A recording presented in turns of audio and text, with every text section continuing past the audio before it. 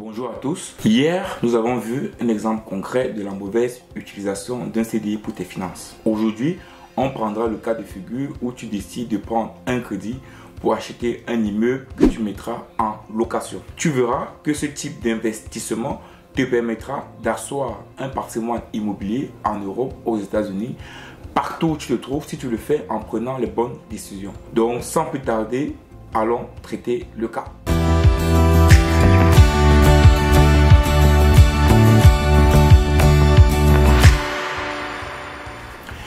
Hello à toi, moi c'est Arthur Gawa, salarié, investisseur et commerçant. Je ne suis pas un entrepreneur parce que je pense qu'on ne peut pas être salarié et entrepreneur en même temps, mais on peut être salarié et faire de l'investissement et du commerce. Donc si comme moi, tu es salarié et aimerais trouver des méthodes d'investissement et de commerce autour de toi qui te permettront d'obtenir ta liberté naturelle, tu es sur la bonne chaîne. Je t'invite à liker, à t'abonner et à cliquer sur la cloche de notification pour ne rater aucune de nos vidéos. Sans plus tarder, allons traiter le cas à l'écran. Vous voyez bien l'écran.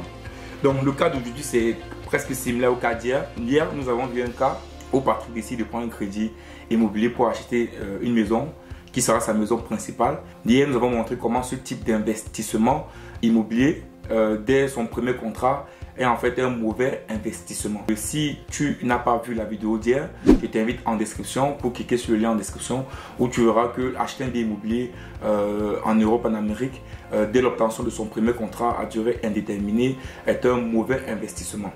Sans plus tarder, on va aller à mon écran pour voir le second cas de figure où Patrick décide plutôt de rester en location et de prendre un crédit pour acheter un bien immobilier qu'il mettra en location mensuelle. Pareil, avec les mêmes données d'hier, Patrick est toujours en location dans un appartement de 2 chambres et qu'il loue à 750 €.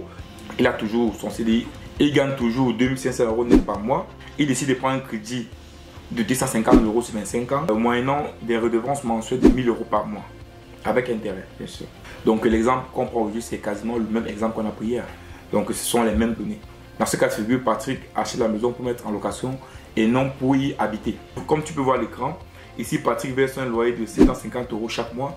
Donc ça veut dire sur 5 ans en fait, Patrick a versé combien? Il a versé en tout 45 000 €. Si on fait 750 € par mois, fois le nombre de mois, sur l'année fois 12, fois 5 ans, Patrick a versé 45 000 € de loyer.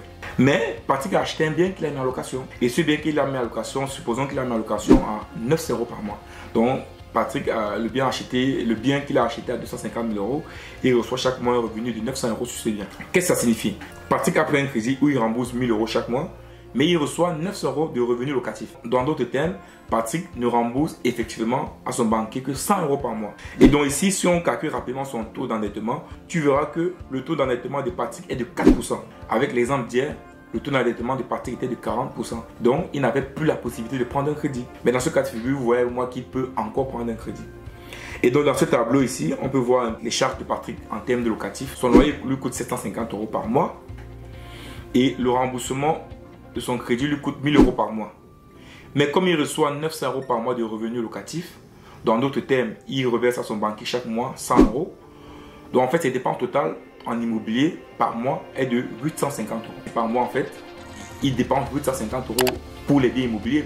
Pourtant, dans le cas de figure d'hier, on voyait que Patrick dépensait 1000 €. On va aller plus loin et tu verras quels sont les avantages de prendre ton CDI pour acheter un bien immobilier que tu mettras en location. Tu verras 4 avantages principaux. Premier avantage, ici, tu vois que les dépenses en bien immobilier coûtent 850 € par mois à Patrick. Pourtant, dans le cas d'hier, les dépenses immobilières lui coûtaient 1000 € par mois. Mais ce n'est pas l'avantage principal. Continuons. Le second avantage, c'est que Patrick a une flexibilité au niveau de sa location.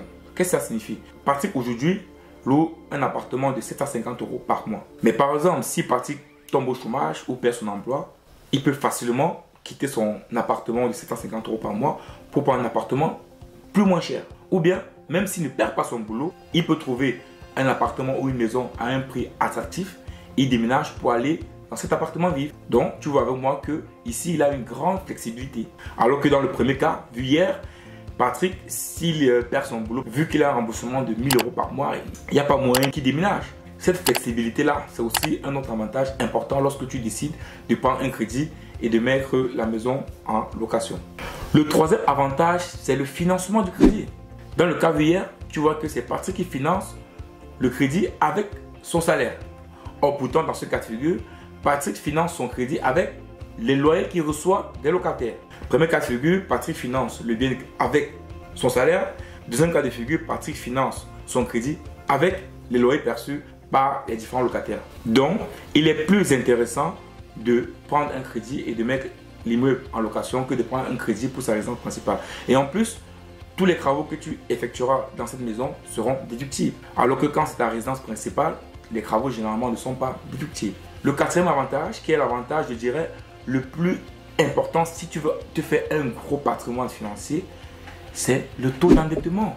Dans le premier cas de figure où Patrick achetait le bien immobilier comme résidence principale, son taux d'endettement était de 40%. Pourtant, dans ce cas de figure où Patrick achète le bien immobilier pour le remettre en location, son taux d'endettement est de 4%. Patrick n'a quasiment pas de dette. Il est possible pour lui de pouvoir facilement racheter un autre bien immobilier et de le mettre en location et renouveler l'action plusieurs fois. Et tu vois qu'avec ça, il peut se faire un grand patrimoine immobilier. Il peut se faire un large patrimoine immobilier. Alors qu'avec le premier cas de figure où il prend la maison comme résidence principale, avec 40% de taux d'endettement, Patrick ne peut plus prendre un crédit. Donc il ne peut rester que salarié toute sa vie et attendre la retraite pour profiter de sa vie. Et personne ne veut ça. Donc tu verras avec moi qu'il est important lorsque tu signes ton premier CDI de prendre un crédit immobilier qui te permettra d'augmenter ton patrimoine. Donc la vidéo d'aujourd'hui n'est pas très longue parce que je voulais être vraiment rapide et concis. J'espère que tu as appris de comment tu vas faire si tu signes ton premier CDI. Et si tu as déjà un CDI et que tu comptes acheter une maison comme résidence principale, réfléchis à 2 fois et tu verras que acheter une maison comme résidence principale avec ton premier CDI est une erreur à ne pas commettre. Merci à toi d'avoir regardé cette vidéo. N'hésite pas à me mettre en commentaire ce que tu penses de ce type d'investissement. Si la vidéo t'a plu, je t'invite à liker, à t'abonner et à cliquer sur la cloche de notification pour ne rater aucune de nos prochaines vidéos. Merci.